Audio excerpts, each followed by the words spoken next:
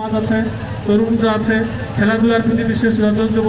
কীভাবে এই ইউনিয়নের মানুষ সুখী সমৃদ্ধ হয়, কীভাবে এই ইউনিয়নকে একটি মডেল ইউনিয়ন তৈরি করা যায়, এবং বিশেষ করে যুবক ভাইরা যারা আজকে আমাদের নেশার সাথে কিছুটা জড়িত, যদি আমরা খেলাধুলার মধ্যে থাকি, তাদেরকে বিভিন্ন ক্লাব বা বিভিন্ন পাঠাগারের মাধ্যমে তাদেরকে উৎসাহিত করি, এর অবশ্যই তারা এখান থেকে বিরত থাকবে। আরেকটি বিষয় হলো, যারা আজকে খেলা সন্ধ্যা থেকে খেলতেছেন, আমি খেলাধুলার পাশাপাশি তাদেরকে আবারও অনুরোধ করব, আপনারা পড়ালেখা চালিয়ে যাবেন। পড়ালেখার মাধ্যমে না হলে জীবনে মূল্যায়ন হবে না। যতই খেলোয়াড় হন, যদি তোমার ভিতরে শিক্ষা না থাকে, তাহলে তোমার ভবিষ্যৎ জীবন উজ্জ্বল হবে না। এই জন্য তোমাদেরকে পরিশ্রমী হইতে হবে এবং পড়ালেখা করতে হবে, এবং সবার একটা ইচ্ছা থাকতে হবে। ইচ্ছা থাকলে মানুষের ইচ্ছা পূরণ হয়। আমি বিশেষ কিছু না বলি, অনেক রাত হয়েছে।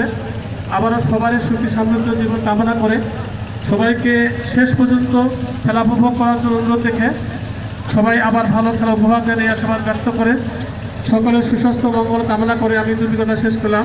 আসসালামু আলাইকুম রহমতুল্লাহি ওয়া বারাকাতুহু।